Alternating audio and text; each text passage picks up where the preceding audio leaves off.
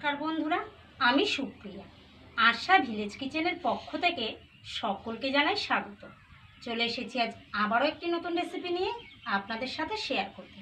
তো চলুন রেসিপির দিকে এগোনো যাক। আজকের এই রেসিপির জন্য আমি এখানে এইরকম একটা ছোট সাইজের মিষ্টি কুমড়ো নিয়ে নিয়েছি। আপনারা চাইলে বড় মিষ্টি কুমড়ো দিয়েও এই রেসিপিটা তৈরি করে নিতে পারেন। এবার এই কুমড়োটাকে আমি খুব সুন্দর পাতলা পাতলা করে কেটে নেব।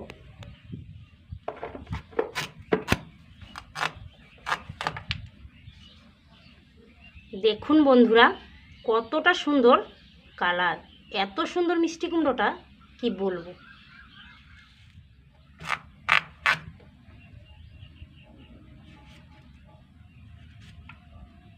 প্রথমে মিষ্টি কুমড়োর খোসাটা বেশ ভালো করে ছাড়িয়ে নেব।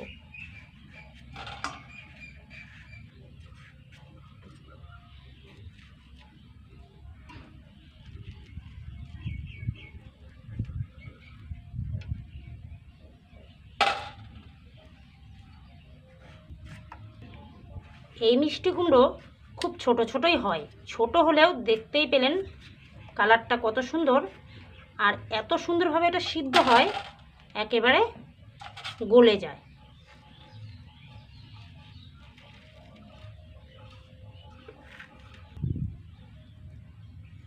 তো যাই হোক, এইভাবেই সমস্ত মিষ্টি কুমড়োগুলো খোসা ছাড়িয়ে বীজের অংশটা ফেলে দিচ্ছি।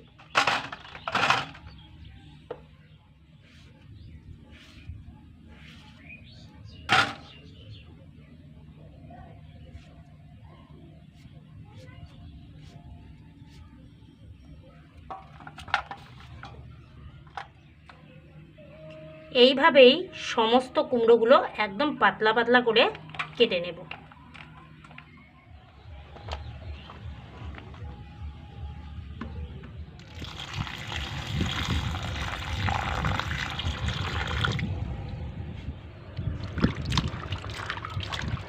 কুমড়োগুলোকে পরিষ্কার জলে খুব সুন্দর করে ধুয়ে তুলে নিচ্ছি।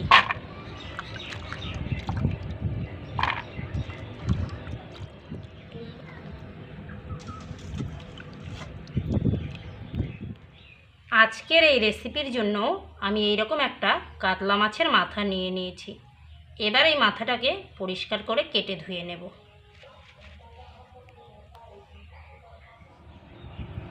মাছটাকে কেটে ধুয়ে পরিষ্কার করে নিয়েছি আর ছোট ছোট টুকরো টুকরো করে নিয়েছি। এবার উপর থেকে সামান্য একটু লবণ ছড়িয়ে দিলাম আর একটু হলুদ দিয়ে খুব সুন্দর করে এটা মেখে নেব।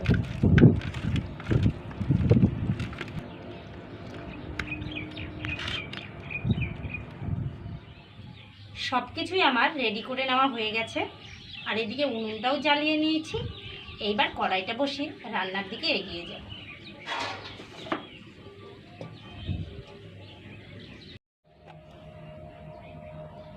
কড়ার মধ্যে এবার দিয়ে দিচ্ছি তেল। তেলটা গরম হয়ে গেছে, এবার মাছের মাথাগুলোকে এক এক করে তেলে দিয়ে দিচ্ছি।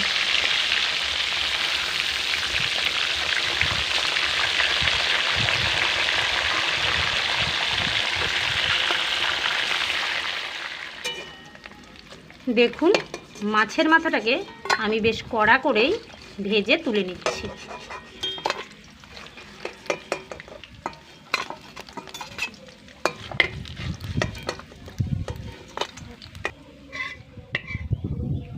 দেখুন কতটা সুন্দর হয়েছে, দেখে বুঝতেই পারছেন।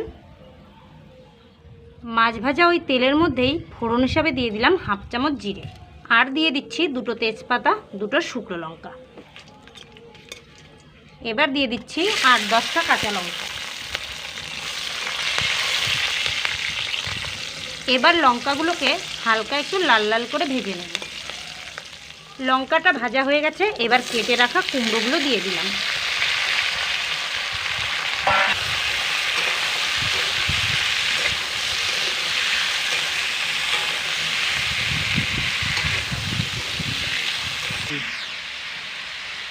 দিয়ে দিলাম হাফ চামচ হলুদ, 1 চামচ শুকনো লঙ্কার গুঁড়ো, আর দিয়ে দিচ্ছি স্বাদ মতো লবণ।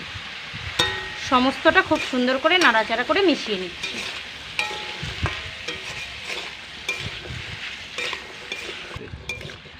হালকা একটু নাড়াচাড়া করে নিয়ে জল দিয়ে দিচ্ছি। জল দেওয়ার পরে এবার একটা ঢাকনা দিয়ে ঢেকে দিচ্ছি। এইবার ঢাকনাটা তুলে নিচ্ছি।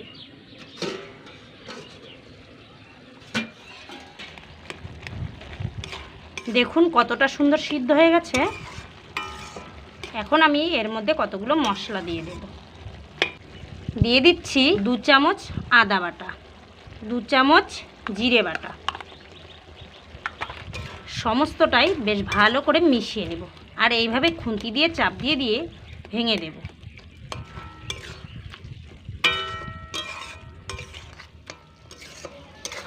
খুন্তি দিয়ে চাপ দিয়ে দিয়ে খুব সুন্দর করে মিষ্টি গুঁড়োগুলো এইভাবে একদম গলিয়ে নিয়েছি। দেখুন এখন আমি সেই ভেজে রাখা মাছের মাথাগুলো এখানে দিয়ে দেব।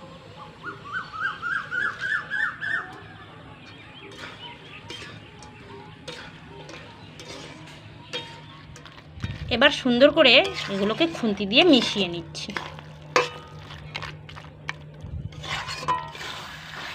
এইভাবে নাড়াচাড়া করতে করতে বেশ কিছু সময় এটা রান্না করে নেব, যতক্ষণ না মিষ্টি কুমড়োটা আঠালো ভাব চলে আসছে।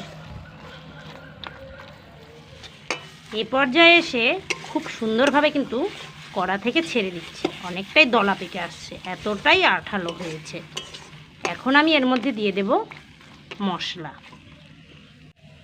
এখানে দিয়ে দিচ্ছি দারচিনি, এলাচ, লবঙ্গ 3টে একসঙ্গে বেটে নিয়েছি, সেটাই 1 চামচের মতো দিয়ে এইভাবে মিশিয়ে নিচ্ছি।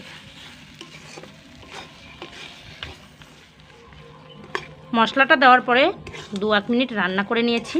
দেখুন এখন কিন্তু খুব সুন্দরভাবে দলা পেকে আসছে। এই পর্যায়ে এসে এটা আমার হয়ে গেছে। এবার আমি নামিয়ে নেব। বন্ধুরা, এই রেসিপিটা তৈরি করা যেমন সহজ, খেতেও কিন্তু অসাধারণ লাগে। ভাত, রুটি যে কোনো কিছু দিয়ে খেতে এটা দুর্দান্ত লাগে। একদম সহজ পদ্ধতিতে খুব অল্প সময়েই এটা তৈরি করে নেওয়া যায়।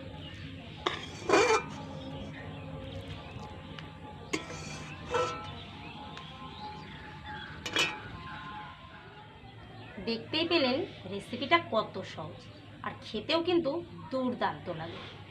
যদি ভালো লাগে অবশ্যই একবার বাড়িতে ট্রাই করবেন, আর কেমন লাগে কমেন্ট বক্সে জানাতে কিন্তু একদম ভুলবেন না। আজ এ পর্যন্তই বন্ধুরা, আর খুব বেশি দেরি করব না। পরবর্তী কোনো ভিডিও নিয়ে আবারও আপনাদের সামনে চলে আসবো। ততক্ষণ ভালো থাকবেন, সুস্থ থাকবেন, আর এইভাবেই আমাদের পাশে থাকবেন। নমস্কার।